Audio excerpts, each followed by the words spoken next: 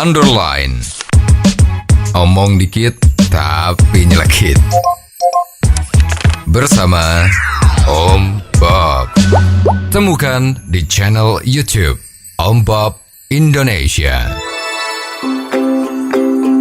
Om Bob, Menteri Perhubungan Budi Karya mengundang pihak swasta mengelola terminal bus pemerintah alias memprivatisasi terminal bis kelolaan pemerintah. Bagaimana Om Bob menggarisbawahi masalah ini? Ya, ini sebetulnya ide brilian ya.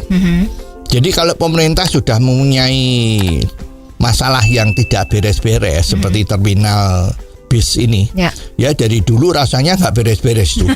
Ya, misalnya ya maaf banyak calonnya, ya kebersihannya tidak terjamin, masuk keluarnya bis itu juga jam-jamnya sering nggak tepat, terus ini menjadi susah, ya. Jadi kalau memang sudah tidak mampu, itu pengakuan yang jujur ya, itu memang harus diserahkan pada swasta.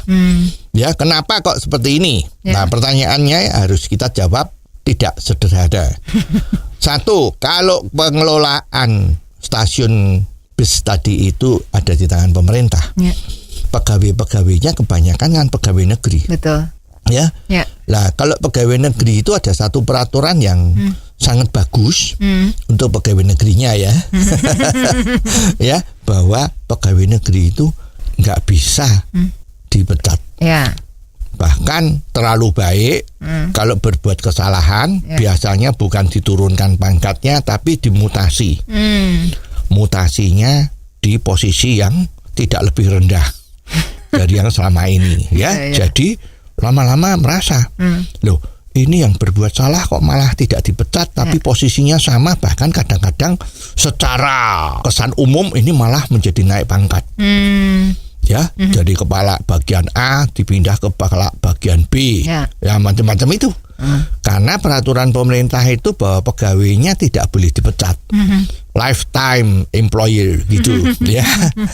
Kalau di Jepang itu kan manajemennya juga seperti itu. Jadi sebuah orang yang kerja dengan sebuah perusahaan itu konsepnya dia sepanjang hidupnya dia sebelum pensiun itu tetap pegawainya dia terus.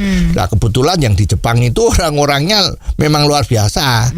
Loyalitas dibarengi dengan prestasi kerja. Betul. Tapi kalau di tempat kita ini maaf, ya, loyalitasnya cuma pengen kalau jadi pegawai negeri itu dapat pensiun. Nomor 2, kalau sudah masuk aman, tidak dipecat. Nah, tapi kalau di perusahaan-perusahaan swasta itu kalau kita kerjanya nggak beres, itu kan dipecat. Betul. Kalau misalnya nilai-nilai dari perusahaan, kalau kamu kerja itu tidak boleh keluh kesah terus ya, atau jangan bolos-bolos terus ya, jangan terlambat terus. Tapi kalau ada karyawan yang kerjanya itu terlambat, bolos di tempat kerja itu ngantukan, tidur-tidur itu kan pasti akan dipecat. Ya tidak ampun. Nah, sehingga boleh dikatakan sekarang ini karyawan-karyawan di perusahaan swasta itu lebih produktif ketimbang pegawai negeri yang sekarang kebanyakan kita lihat ya, tidak semua. Ya, pegawai negeri juga ada yang hebat-hebat ya, yang anti korupsi juga banyak, walaupun kehidupannya agak lebih sederhana daripada yang korupsi ya. Ya, jadi kalau memang sudah kewalahan ya udah diserahkan swasta. Biasanya itu menjadi lebih baik ya.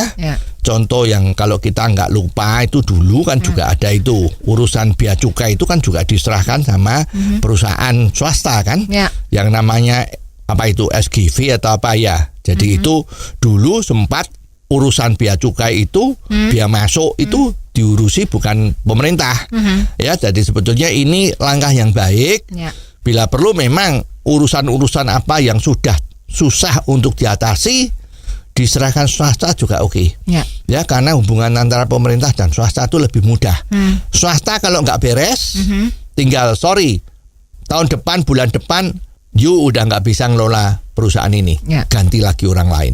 Itu enak. Tapi kalau sekarang, nah you tahu sendiri kan, selama ini kan mungkin masih ada terjadi ya, bahwa pejabat-pejabat itu dilantik karena ada hubungan khusus. Jadi kalau mau mecat kan pekewuhnya nggak bisa kan. Ya, ini kelemahan di tempat kita itu budaya yang bagus tetapi sering disalahgunakan. Nah, ini yang menjadi problem dari pemerintah kita. Oh, jadi begitu ya Om Bob. Jelas deh sekarang. Terima kasih Om Bob untuk waktunya. Sampai ketemu lagi di waktu yang akan datang. Underline. Omong dikit tapi nyelekit. Bersama Om Bob.